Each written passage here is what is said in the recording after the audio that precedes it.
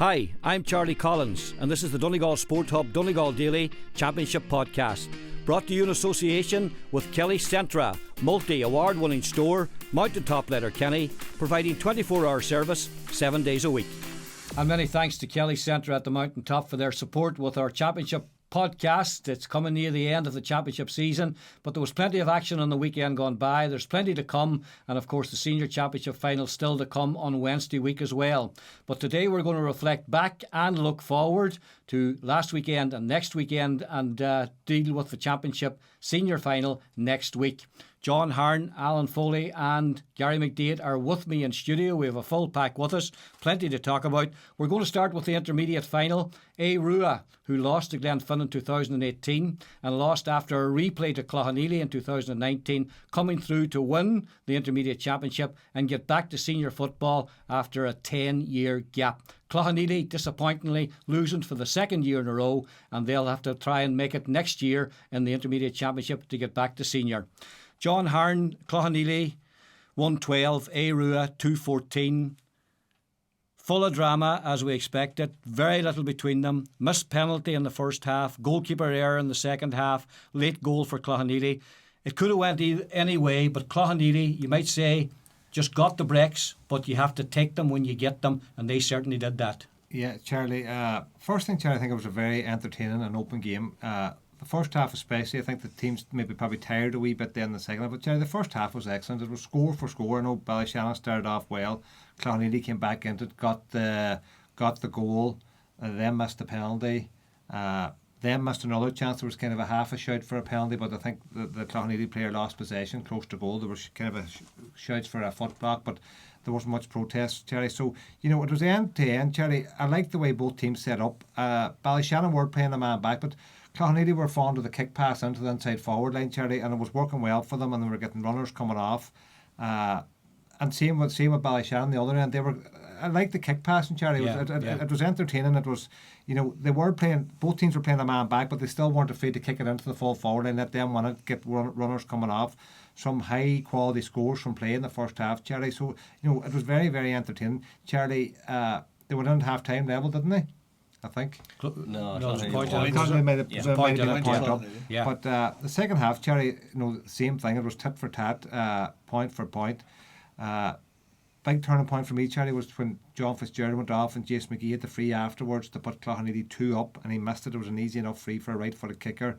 I know there was a long break before he got to take it, and then after that there, Charlie, Ballyshannon just got the break, Charlie. The big break definitely was the mistake from the poor goalkeeper, no more than Paul Durkin in 2014. Whether he didn't see the man or he thought he was going to kick it over his head, he just put it right into his hands. I think he saw him, because I was on commentary with Manus Boyle, and we could sense what he was attempting to do. And I remember thinking, this is dangerous, because Shane McGrath's a big tall lad, and to get it over the top of him was going to be a problem. And Charlie, what I thought when he got it, I thought, go, do it. Have take the shot on, because the goalkeeper was standing. That's right. Yeah. And he did, rather than take it over the bar, Charlie, was a brilliant finish. Brilliant finish. So fair play to him for having the guts, and that was the turning point in the game, Charlie. From then on, Ballyshannon had the wee bit, that 3-point lead. They went on to go 5 points ahead. Cloughaneely came back. You thought then, Charlie, with the referee announcing 7 minutes injury time, there might be a bit of drama at the end. But I thought Cloughaneely were a wee bit slow to kick a high ball into the mixer. When they needed a goal, they kept going over and back, and everyone was afraid to kick it in. So, Charlie, nothing really between the teams. I know there was 5 points in it then, but it was closer than that, Charlie. And in fairness, Ballyshannon took their chances, and probably the mistake from the goalkeeper cost Cloughaneely. Yeah, Cloughaneely a bit disappointed, Alan, because as John says, it was tit for tat. It was right there. A couple of wee things turned the match maybe in Rua's favour, but once again, Cloughaneely, when they were in the ascendancy, didn't go for the kill. Yeah. I suppose they've been so close, these two teams. Like, they've met like 4 times in the last couple of years, and even at the water break, when it was level, the second half water break, you thought this could come down to a mistake or something brilliant, and I think it was a bit of both. Shane McGrath took it brilliantly, as John says. It's one of them. He took it in a flash. There was a lot of people would have turned inside, looked for support, just put it over the bar, and that really gave them something to hang on to, because they kind of dropped in then to defend it well. It's not their natural game, as Barry Ward said to you afterwards, but I suppose Cloughaneely will look back. I think those little incidents that John spoke about, especially, John Fitzgerald's injury, because he was injured last year as well. Jason's free, and then it just started unravelling. And I think it's just the fact there's such a narrow proximity between the teams. The little things turn out really big in the end up. Yeah.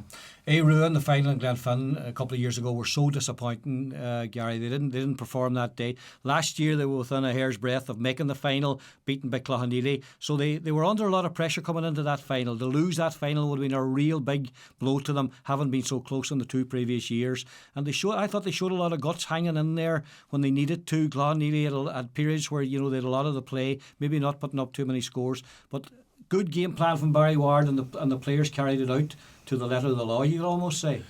Yeah, God help Cloughaneely. You're on about the Airua couldn't afford to lose it. Neither team could afford to lose it. Like, that's 2 intermediate finals lost in a row now for Cloughaneely.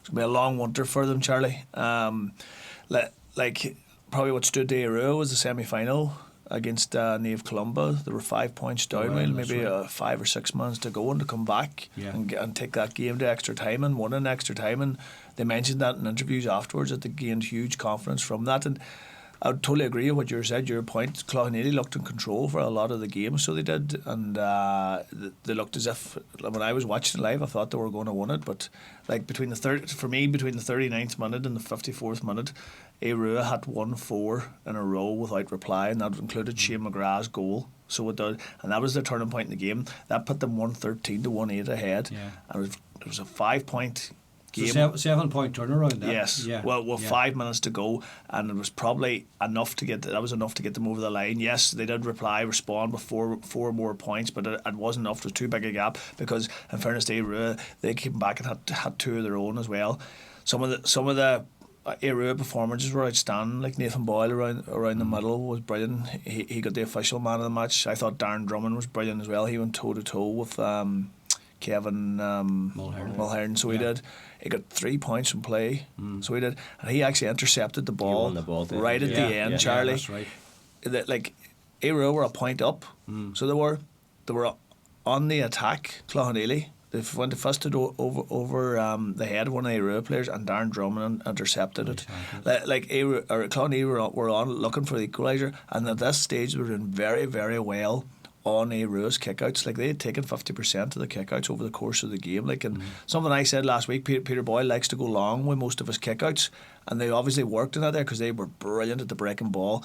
So they were, in hindsight, Eamon McGrath then, who was going up against Jason McGee, it was brilliant what he did then on Peter Boyle's kickouts. He went right into centre half back and took Jason with him, so that he was out of the way for the battle and the tussle in the middle. But Cloughaneely still got more in their fair share, and they'll be really disappointed.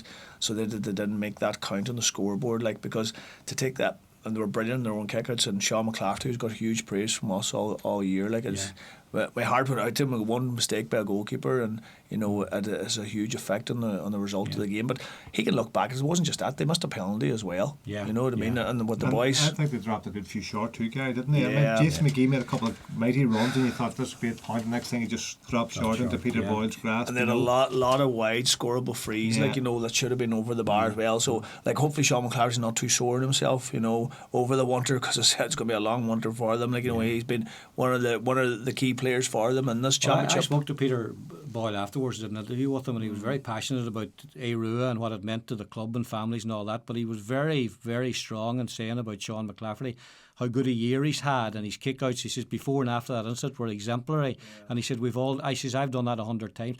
Does it reflect the pressures that are on goalkeepers now? I mean, we saw it in the All-Ireland final, as you mentioned, John, earlier on with Paul, he was an all-star that year, unbelievable. And one wee mistake, and the goalkeeper, there's nobody there to save him, type of thing. That's right. No, it is, and I suppose it's the development of goalkeeping, Jerry, this last 10 years, both since Cluxton has taken it to a different level, and then Paul Durkin and people like that have come along, and then you've got the Rory Beggins that are coming up now and taking points. So goalkeeping has evolved, Charlie, from the day of just driving it out the middle as high and as far as you can to the big midfielders. But it has put a lot of teams now, you would hear them saying that the goalkeeper is nearly the most important player in the pitch, and we know how important Cluxton is. So also, Charlie, I think sometimes managers can get very, very possessed, and this man here to my left no more so than on the statistics. And when I'm glad you said that, John. Well, Charlie, it's like if a team nowadays plays a sweeper and they drop a man back and you have the corner back free, so the goalkeeper can kick the ball to the corner back unchallenged. You know, if they don't try and split. Which Clonlady were doing. Clonlady. So that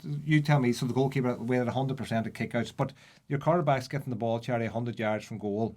Long way to get a goal. If you go 50-50, drive it out the middle, or have some sort of a tactic like Sean Patton or big keepers, drive it out the middle. The best way you can score, Charlie, is off your own kick out, because other teams not set up. So you know, sometimes we can be overcomplicate kickouts and overcomplicate the goalkeeper. Or, you know, if you have a goalkeeper that can kick it long and kick it accurate, big plus, Charlie, to the goalkeeper maybe that can't and just has to horse. Like if you are losing midfield by horsing it out the middle and you can't change it up, well then you are in trouble. Yes. So it's difficult, Charlie, but you know, you can't put all the pressures. As we said, Clonlady missed their fair share of chances. So to blame the goalkeeper, but it definitely was a turning point because the game was level and just. The late Joe Kelly once said, Gary, that cornerbacks are just for pulling and hauling at corner forwards.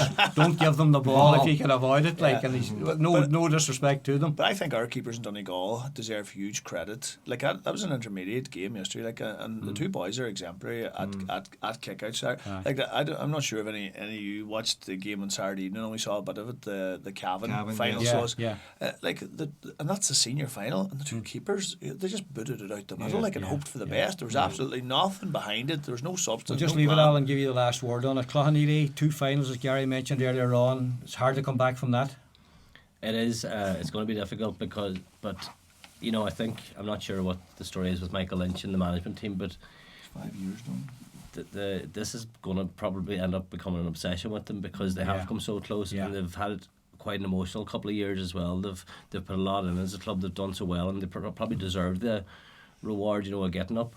But as I said, they're just going to have to go regroup again. But I'd say this time next year we'll be chatting about Clonlady again. They're not going to be too far off, Charlie. We'll just on that point, Charlie, like, I don't mean to harp back, but like in 2005, 2006 we lost 2 senior finals in a row, and it was heartbreaking, hard. You know, where do you go? And then we went 07 and Glanty's beat us over in there. So, you know, for the Clonlady lads, nothing you can do, Charlie, but get back on the horse and go at it again. But before we finish, Charlie, I have to congratulate Ballyshannon, because they've given me a stick down there if I don't. And rightly so. And I was chatting to Sylvester Maguire after the match, like when we were chatting about it, and we're saying 10 years out of senior, and I think Sylvie said he might have been manager in 08, 09, and then I'm not sure who took over from him, but he said they went from Division 1 to Division 2 to Division 3, and he said very nearly to Division 4. Right. He said they had nothing. You know, he said they were really struggling. 7 years in Division 3. You know, so nearly to Division 4. He said I think they hung on by the skin of their teeth 1 year. So like fair play to them. They're back up at senior now, and you know. Yeah, Barry War's done a great job there. Yeah, so fair play to Ballyshannon. They feel they are a senior club. Yeah. And like they're probably entitled to feel that way. You know, their history is excellent. Like, and Peter Boyle said he was playing that day. John, you were probably playing. It was 2010. That's right. When they got relegated from the senior championship. That, as John says, was really only the start of their problems. So it got worse after that. Yeah, I think they'll fancy themselves next year, you know, to get up there and solidify themselves, and that's what they'll want for the next year. Listen, watching the 2 clubs next year, Aru and senior and Clonlady and intermediate again, can they lift themselves, as John said? Well, I know we spoke about the 2-up thing before, but when Aru won on Saturday, they spoke more about the fact of back in senior than they did about winning a trophy.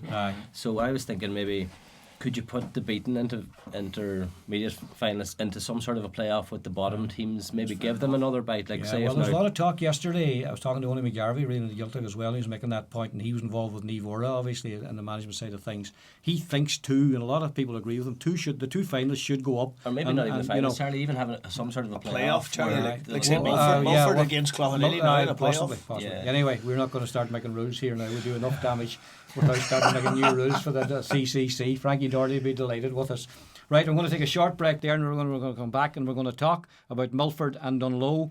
Milford hanging on to their senior status. Dunlow, for the first time in 33 years, back to intermediate football. Rejoin us in a moment or two.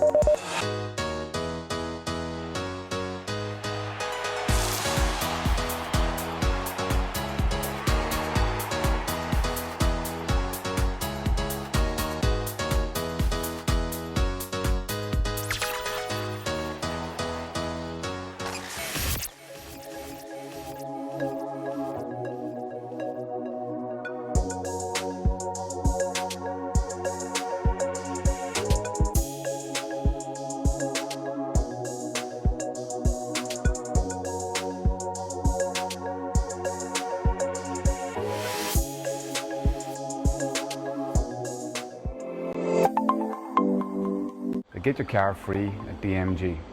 It's as simple as 1, 2, 3. 1, buy a used car at DMG. 2, like us on Facebook. 3, tag your friends on Facebook.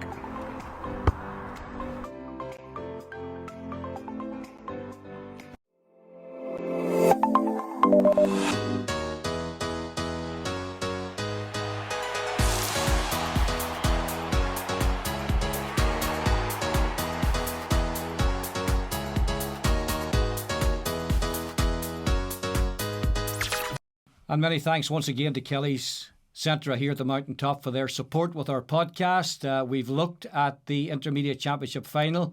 It means that Rua Ballyshannon will be playing in the Senior Championship next year. The question was then, yesterday, Sunday, in O'Donnell Park, who would be replacing them in the Intermediate Championship? Would it be Donegal or Milford?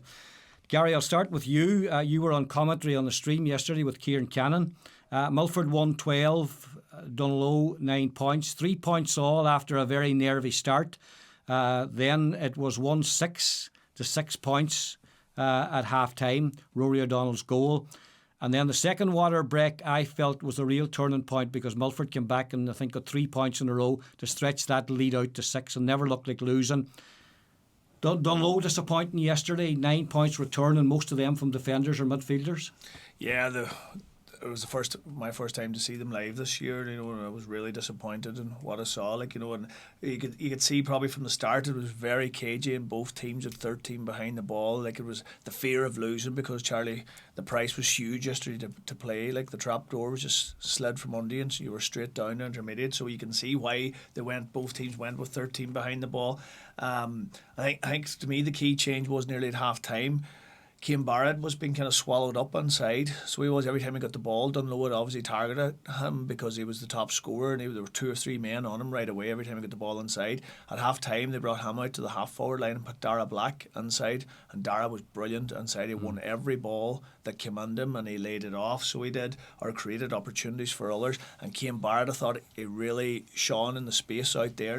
He ended up with 6 points on the scoreboard. So he did out of 112. He had such a mixture. He had a mark, a 45, two frees, and 3 or 4 from play. Yeah. So his second half performance was brilliant. And it was down to him in the end that was the reason why they stayed up. But I don't know what their problems. Daniel Ward, their top scorer this year, Big loss. Not to have him starting, Yeah. Apparently hamstring knock that he was carrying, and they had to throw him on at half time. Charlie, they were getting beat at half time, they were a goal down, and they threw him on, but he looked so far off the pace. So he did. I was really looking forward to seeing him because I heard so much about him, and his brother was a huge loss. Well, Matthew Ward broke a collarbone, I think, against Kelly Beggs. And then Jared Walsh wasn't allowed back into the county. He's a teacher in Belfast or something then because we're in lockdown at the minute. Yeah. And then there's several guys away in Australia as well. It was just it finally caught up with them, Charlie, yesterday, missing all the players. So it did. Those 3 lads I named there are 3 key players for them. And to be without them and without Daniel anywhere near the player that he was early in the championship, it was just too much for them yesterday. Yeah. Alan, we've talked about this before. I was at the game against St Knowles. They could have won that game. Yeah. I was at the game against McCool's down in Dunlow. They could have won. They could have won that game. The Four Masters game, and the Ardra semi-final playoff as well. So they only needed to win one of them, and they would have been safe. But the reality is they didn't win any of them. And when the crunch came yesterday, they never looked like winning really. Into the second half. If you lose 6 games in the senior championship, you suppose you don't have much ground for complaint. No. It's just been awkward for years. I remember they were getting to senior semi-finals not so long ago, and even after that when Tony was there, they always looked like a solid enough Division 1 team to be awkward enough to play against. They might make maybe a final or a semi-final of the senior championship, but they were always... They had that tradition, Ardra in the championship, they had that real tradition about them. As you said, 33 years is a long time, but the way it is now, it's going to take a while to get out of that. They're probably just going to have to start again from bottom up and put faith in the young players, and even no more than teams like Clough-Needle knocking at the door, you're going to get some bumps in that intermediate championship before you get back out of it, I'd say. So it's going to be difficult there. But I think, as I said, Milford had a difficult year themselves. We've said it here a few times, they hadn't won in the guts of a year. Yeah. But when they had to get the result, I suppose they can look at it, they had a horrible draw, I suppose, in the championship. They had a late managerial appointment. a lot of young players yesterday. 9 under-21s played, so I suppose they can think, if they get some steady ground as well, they'd want to keep themselves what they are. So Yeah, there's been a few Milford changes. went close against St Michael's. I was at that game down in Milford. Colin Anthony and Christie sort of won it for them at St Michael's. They were within half a minute of beating Four Masters, and if they had it, that would have been enough to keep them up. Right. They got a tough draw playing Termon in the semi-final. Local derby, John. Termon with Francie there. We saw how well they played that particular day, and then the pressure on them yesterday, because to go back down to intermediate so soon after coming up and playing in a senior quarter-final, it would have been difficult for them. Would have been very difficult, Charlie. Would have been hard to rally the troops again, because they might have thought, oh, listen, we've had our 2 or 3 years, we're just not good enough. Boys might have went back to maybe playing soccer more than giving the GAA the commitment. But they have they dug it out, Charlie. Like we said last week against Termon, that the 2 Bards who I would have good time for, 2 good players, they just didn't seem to show up against Termon. But as Guy said earlier, that Kane really stood up yesterday. So when they needed the big players to stand up, that's a sign of leadership, Charlie, and fair play them.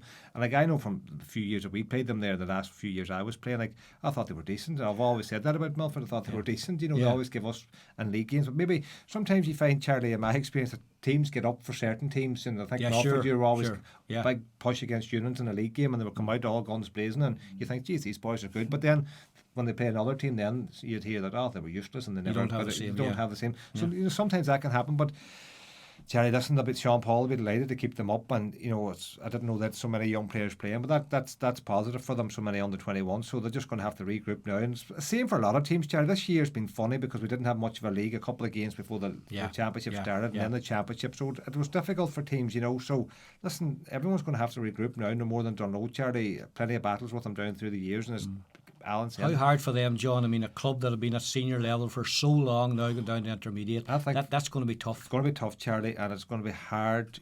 Hard for the older players to come back. I don't know if there's many older players still hanging on there. I think Sean Sharkey went last year. The Sweeneys have gone this last couple of years. Great servants to the Mark Clegg and boys at same age as myself, Charlie, but they were hanging on there. Noel McBride was there yesterday.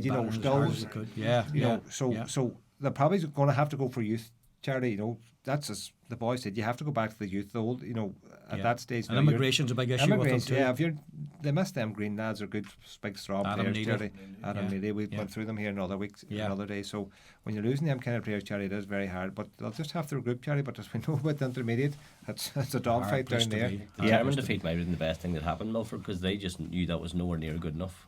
Where, as you said there, Donegal had been quite close in nearly all their games. Thinking, we might get a break yet. Where Termon, by their own admission, Charlie, were nowhere near it against Termon, and they had to massively. It was last chance saloon, Alan, and if you're not good enough to win in that, then you're better down in the intermediate. Yeah, absolutely. And I think even Milford lad said the Termon day, it was a bad day. They turned up, they were just chasing the game. They never got going at all. So. They didn't have what John's on about, that fight and hunger that you usually see Milford with. They didn't have it against Termon. It was non-existent. And in fairness, Keane said to me in the interview afterwards that they were going to be cautious against Termon, but at half time they found themselves was 6 points behind and no way back really for them. Well, it was very evident yesterday, the second half, that they had the fight and they had that wee bit of quality, and they showed that grit and determination, Charlie, to that they wanted to stay in senior championship. And it was mentioned actually afterwards in interviews as well. That's their 3 year senior, but twice they've been in the relegation final. They beat Burt, so they did 2 years ago, and they got to the quarter final last year. So they'll be looking to put that right. But I mean, it was a relegation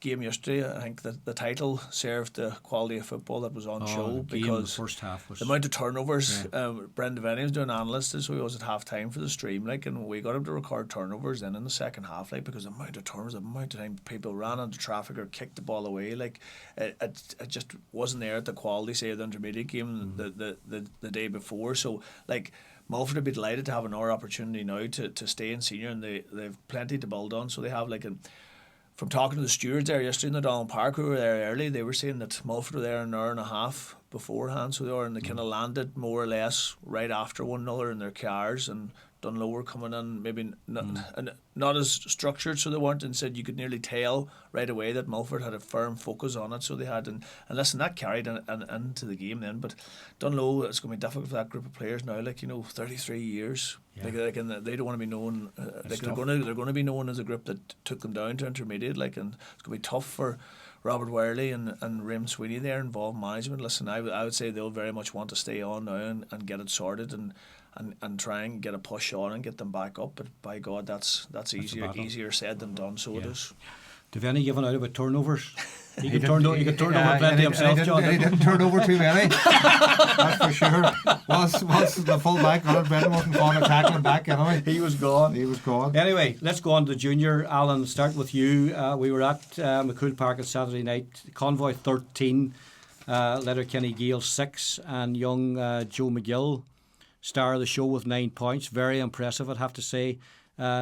Convoy deserving winners, really. Gales on the night were disappointing. Yeah, it was quite comfortable. I suppose Convoy had their own monkey in their back with the semi-finals. They'd been beaten the last three. Yeah. So, but I think the Gales didn't really show up at all. Convoy were in control of that game pretty much it was close enough. Charlie, I remember his first quarter or so, but then once they kind of got ahead, young Joseph McGill, it was an exhibition of points scoring, different types of scores, frees. Yeah. 45s. There's one on the run where he was nearly taken out of it three times. That's right. Yeah. So I think that'll make for an interesting final. They're two quite similar teams. They're quite attacking, and I think there's not much between the two of them. So I suppose Convoy now, they've put in a lot of work. Like Lawrence has been there for how long? 24 years. 24 years. Yeah, that's what it is. He's playing for 24 years. And like he said, he's played in one final, 2005, along with the Packy and Liam. Serious? Yeah. So. I know you should have kept on playing, John. Well, for junior final. But every club puts in huge effort, but when you hear a guy like that chatting, you think, they deserve their day in the sun. So this weekend now should. And you know what I think about both teams? We'll talk about the final in a second. I haven't seen the two semi-finals. Very good forward lines. Yeah. Potentially, they didn't. I mean, 13 points is a pretty good return. Downies was the same in there. Similar sort of situation. Yeah. Two good forward lines. So whichever defence is on their game, will certainly. For Gales, Gary, disappointing. We saw them in Moville. They bounced back against Cairndonagh, which I thought was a very good victory for them down there. But on Saturday night, maybe I'm being a bit unfair here, but it seems to me if Conor McBurty isn't at his best and is tightly marked and doesn't get going, then they're in trouble. Whereas if he's going well, you have 3 or 4 other players, then it seemed to go well. But if he's out of the game, nobody seems to lift that mantle and say, I've got to do this here. Yeah, funny, we talked about last week when we were here ourselves, about, I was saying, they didn't turn up against Moville and got badly beat in that group game, so they did, and we were kind of shocked at the performance they had. They just didn't have any fight that day whatsoever, and scraped over the line in injury time against Cairndonagh, and I think they haven't shown the form this year, and that was very consistent in the semi-final on Saturday night. It's the form that they've showed this year. And I think they scored 5 points in Moville and they scored 6 points on. Like last year they ran Buncrana close, and they did. They did. I made the point with you here last week. I think it's taken a hell of a lot out of them. So has that defeat in the final last year. They just don't seem to have recovered from it at all, and it's pretty much as more or less the same team. Are we going to see them win a junior championship? They've been knocking on the door now for a long time. I think Letterkenny, and John would want me here to say it, but Letterkenny needs, and imagine we had 2 senior teams in Letterkenny, what it would do for football in Donegal. I think the possibilities, when I look down at places like Mullingar, who are similar size to Letterkenny, and there's 4 senior teams in the town of Mullingar, so they have and that final is on the weekend there as well. So I would love to see them get up and climb the ranks. So that's because obviously it'll be fruitful for us in the college as well with the quality of football. And in fairness to them, they are doing work at the under 12s down. Seem to be very much have a very good structure. I know from talking to our lads involved in their underage that they seem to have that right. They might have to wait a while until they get their hands on that junior, maybe. It's a long way from junior up to senior, John. I mean, trying to get out of junior is difficult, but then trying to get out of intermediate, it's a long journey. That. And no more than Gary saying that they're doing good work at underage. I know Brian Sweeney is doing excellent work, but it's very hard to bring one group through and think, right, we've got a good under 12 team, and maybe they stay at under 14, under 16, come to minor. Are they good enough? I remember the Gales. Let me go back to Conor Gibbons' time. Gales and St. Junit. It's under 12 final. Under 12 final.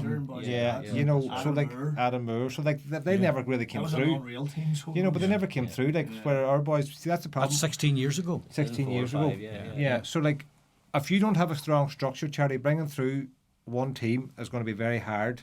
and therefore you bring through 2 or 3 players a year, but they're still playing on a junior team and they're still struggling to get out. Now you could make it with a good crop and win the junior and go up to intermediate, but it's very hard to build it on one team. So the Gaels are going to struggle, Jared, because the young fellas coming through, what are they seeing? What's the future for us? Junior football. Yeah. Junior football. Boys, play a couple of years then.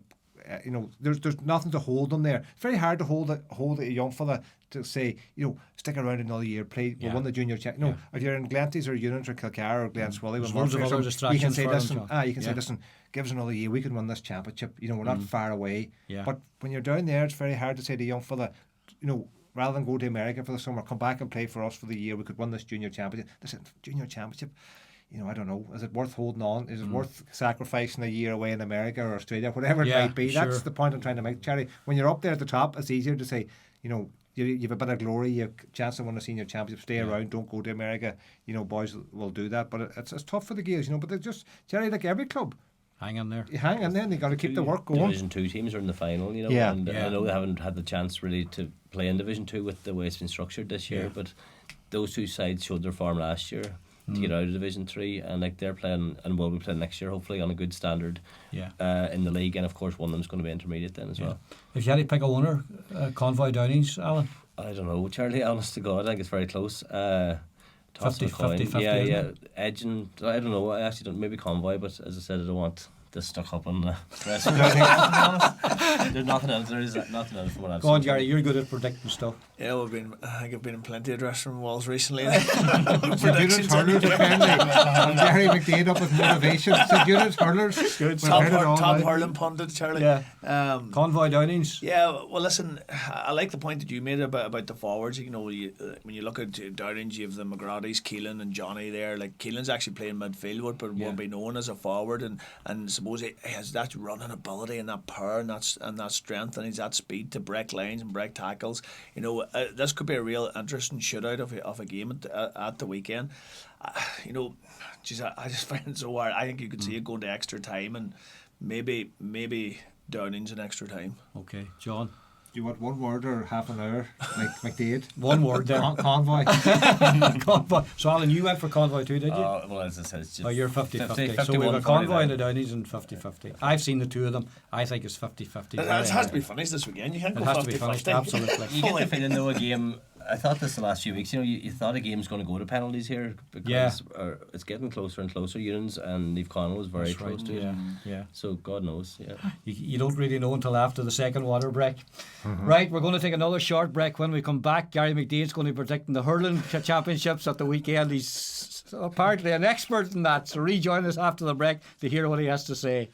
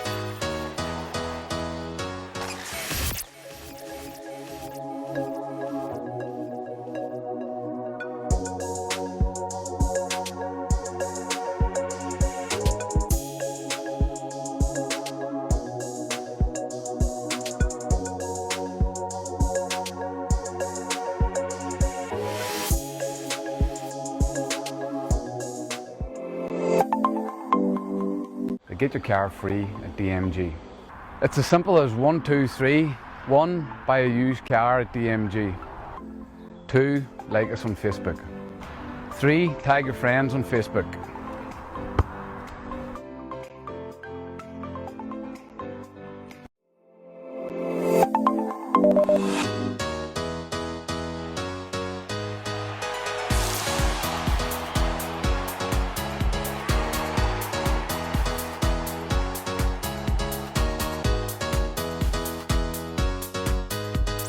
And you're welcome back to the final part of our podcast, the Michael Murphy Sports and Leisure Championships, of course, taking place last weekend and this weekend, and we're still have the Senior Championship final to look forward to on Wednesday week.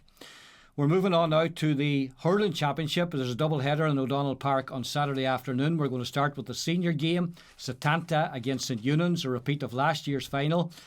John, St Eunan's, you've talked about them, they've making progress. It's very much along the theme we've been talking about. You get to a certain stage and you have to at some stage jump that fence. They're up against a very impressive Setanta team. But St Eunan's, after losing in Buncrana, went to Burton, won, and then beat Buncrana in the semi-final. So obviously, after losing, they got their act together, and I think Tom Hennessy said that to me. They had a couple of great weeks, and they're in again. You're in a final, and if you're in a final, you have a chance. You have a chance, Jerry, and I suppose we have home advantage too. It's played in O'Donnell Park now. I know that's the venue for all county hurling finals, so it's good that they stick with it, even if St Eunan's are in it. I think Setanta have no problem with that. They realise they like the surface, so fair play to Setanta for that. Yeah, Jerry, our boys have it. The only problem I see, Jerry, is that probably Setanta aren't getting any weaker. Normally a team that has been at the top for a while, you can see a few cracks, but for our boys, I think it's going to be tough for them. Declan Coulter there and the Campbell and that for Setanta are very strong. Cherry, they bet our boys last year in the final. I think the goals cost our lads. I think we made a mistake at the back. The goalkeeper at one stage, it's kind of a sucker blow for our guys. But Cherry, they're knocking on the door. I think the positive of being out of the football for a couple of weeks will help the hurlers because of that many dual players, and they'll be concentrating on it now. And listen, a county final is a county final. We haven't won it, I think, since 1972. So, did you win a minor championship that year? It was great. I won a minor championship. I'm proud to say in 1970. Not only did I win it, I captained the team too. Hurling or football? Excuse me? Hurling or football? Oh, football. And we won the senior. We did the double that year, football and hurling. So that's right. But no, listen, Terry, with some good players like Sean McVeigh's the captain of the county senior hurling team, so he's the captain. He's on the Eunice team too. Conor O'Grady. Stephen Doherty there, and then you've got the footballers Kevin Keeley and Conor Park and Brian Mack, Colin Flood there, Paddy's son is another good player. So we've plenty of young players coming through there, Charlie. So it'd be great for them to win a championship, Charlie, but I think they're going to be up against it. But listen, you have a chance in the final, and if they get the rub of the green and maybe get a couple of breaks and maybe get goals and keep the goals out at the other end, you'll be halfway there. But big test for them, but it'd be great to see them win. You saw Setanta. Do they have a chance at all, Alan? I think Setanta were probably the second best team in the county for so long, with Burt doing 16 in a row, and in the last few years I think Setanta's just got better and better and better. Like we spoke at the start of this about the impact that Buncrana had made, especially in the early games of the group, and Setanta just blew them away. Semi-final against Burt, the score was closer. It didn't reflect the game, even though it was still a comfortable victory. But I just thought that defensively they were brilliant. We said it here, they conceded 1 point in I think 29 minutes of play in a hurling match, which is unbelievable going. And then with the likes of Davin Flynn on front, I think they'll take some beating, I think, for Eunan's. But as I said, Eunan's progress has been commendable. This is their third final in 4 years. They've ran into Setanta every time in this. They weren't far off even 3 years ago, John. I remember in Balbafay. Yeah. That was in Balbafay. Right. And then last year, as John said, the goals were the difference. I think it's a big ask, though, for St Eunan's. But I think, as we said a few times in this podcast, the standard of the teams, like if in the last few years, they've nearly all been in finals now, you see. Apart from Buncrana, I think. And they're on the move, as we said, like McCool's have been in there. St Eunan's now are becoming kind of a bit of an established force. But I still think, we said it quite early here, I think too, Setanta are still the team to beat. They're the team to beat. Gary, I know we've been joking about it, but in all seriousness, St Eunan's in 3 finals now in the last 4 years. They're close. I mean, they're up against strong opposition, the likes of Burton, Setanta and that sort of thing. But you've got to come to a stage where you feel that you're there by right, and that if you're in the final against Setanta, you have an opportunity and a chance, and you should be good enough to win it. Yeah, need to choose my words carefully here now, Charlie. Tom Hennessy, a good Glen man in charge of the Eunan's hurlers, so he's living out. Malak and Glen. Living out with us, so he is. He actually would have done goalkeeping coach for ourselves in years gone by in championship teams and that, so he wouldn't. He's the Eunan's manager, and no, from working with Tom, listen, there'll be no stone left unturned. He has a huge calibre of a CV there. He's worked with people like Joe Schmidt and that for Leinster Rugby, so there'll be no stone left unturned anyway, so all in the Eunan's dressing room.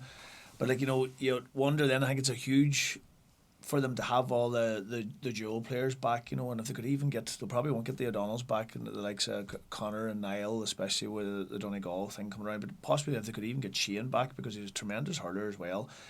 And you can imagine the hurt that those dual players will have after suffering the defeat of the football. They'll not want to end their season with another defeat now, and you think it would really spur them on, having home advantage.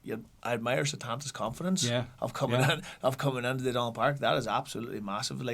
And I haven't seen them, but the word on the ground from talking to people is that they're a huge physical team. There's a lot of 6-footers, and listen, they have the best hurler in the county, Danny Cullen, who I would have seen in years gone by, and he's just he's a unbelievable. He just keeps going. His touch and his wrist work and his stick work, and then Davin Flynn, the Tipperary player, who's actually doing a bit of S&C out in the Glen this year for our seniors. So we have plenty of connections involved in the final this weekend. We'll have a hurling team in the Glen next time. They all join.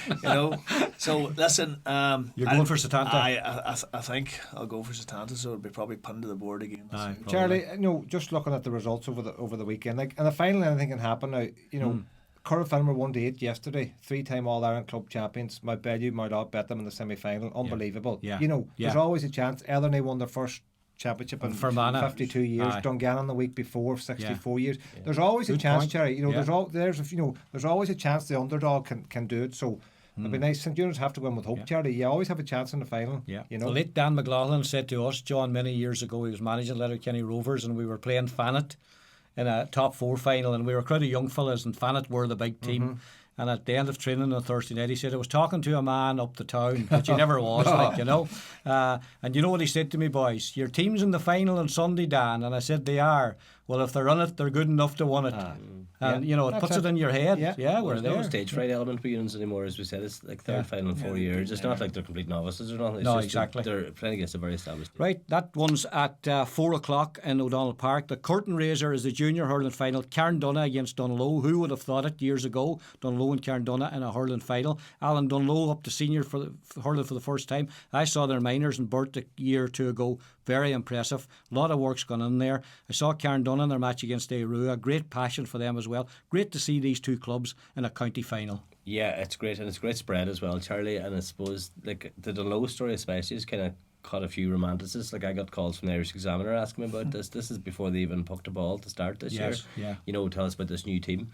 And to go all the way as far as the final then, they beat Satanta B in the semi 16-16 it was. And as you said, then Carndonagh as well, they got past Airua, who would have lads there that would have been on county panels and stuff like that as well. So they finished well in that game, because it showed even some of the I don't mean to be disrespectful, sometimes some of the smaller teams rely on one player, where even that game, the semi-final, they had a good spread of scores, and the subs that come on all made big impacts. The 4 subs that came on all made an impact. Absolutely. So it proves that they're developing good squads here as well. And they've a Kilkenny man in charge, Ray Walsh, who knows a thing or two about hurling. Absolutely, that's right. So and even with the Dunlow thing, it's kind of captured the whole area around the Rosses area as well, because it's not exclusively like Dunlow. It's just that's what the hurling club is. And they've were in that. So any shown team in a hurling final, John? Good to see it. Good to see it, Cherry. Fair play to them. And suppose back, I don't know. Burt suppose is in a shown, and you had the team there in Burnfoot, Niamh Murrah. Back in the day, when they used to go head to head with Burt.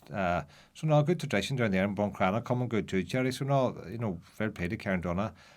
Another big town, Cherry, which is the population is there, but obviously someone's putting in the work down there with the hurling, and fair play to them. Definitely.